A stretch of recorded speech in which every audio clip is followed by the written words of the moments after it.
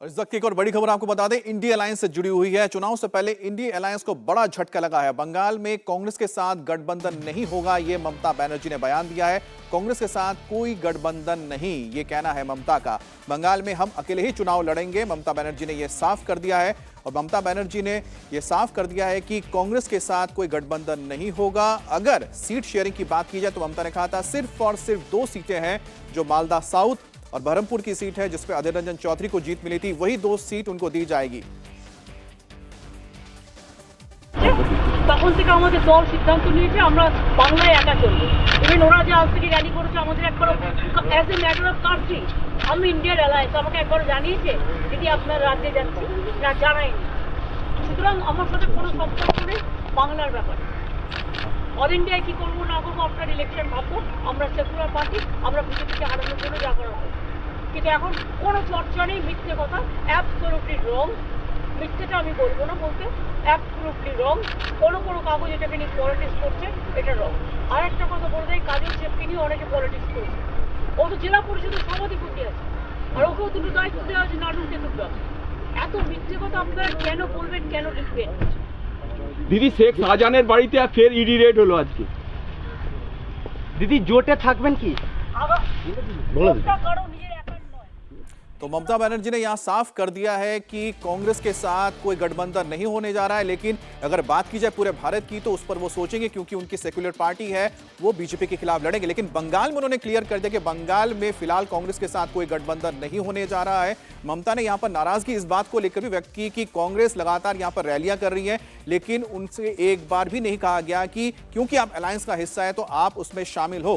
तो ममता ने नाराजगी व्यक्त की कि किस तरह से उन्हें दूर रखा गया पार्टी की ओर से, यानी कांग्रेस की ओर से यहां पर जो भी रैलियां की जा रही थी। और साथ ही उन्होंने कहा कि सीट शेयरिंग को लेकर कोई बातचीत नहीं हुई है, पूरी गलत बात है। और कांग्रेस के साथ फिलहाल बंगाल में तो गठबंधन से ममता ने साफ इनकार कर दिया है, और यह बहुत बड़ा झटका भी है।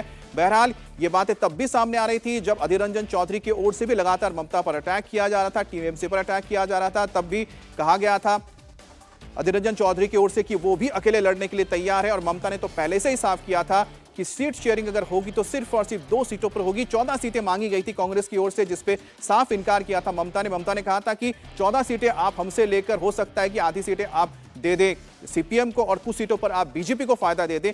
यह तर्क था टीएमसी की ओर से। और उसके बाद आखिरकार यह फैसला हुआ है कि ममता बनर्जी नहीं जा रही है बंगाल में कांग्रेस के साथ चुनाव लड़ने के लिए, जो कांग्रेस के लिए बड़ा झटका है और साथ ही साथ इंडिया अलायंस के लिए बड़ा झटका है। अब देखना है कि क्या बाकी राज्य, चाहे वो असम हो या फिर त्रिपुरा हो या फिर दूसरे कुछ राज्यों में, क्या टीएमसी इस गठबंधन के साथ रहेगी, लड़ेगी चुनाव? क्योंकि बंगाल के लिए तो रास्ता एकदम क्लियर कर दिया है यहां पर ममता ने कि वो अकेले चुनाव लड़ने जा रहे हैं। 42 के 42 सीटों पर ममता अकेले चुनाव लड़ेंगी। अगर 2019 की बात की जाए तो 42 में से 22 सीटें जीती थी ममता बनर्जी ने, 18 गई थी बीजेपी के पास और 2 सीटें गई थी कांग्रेस के खाते में। एक बार सुनते ममता ने क्या कहा।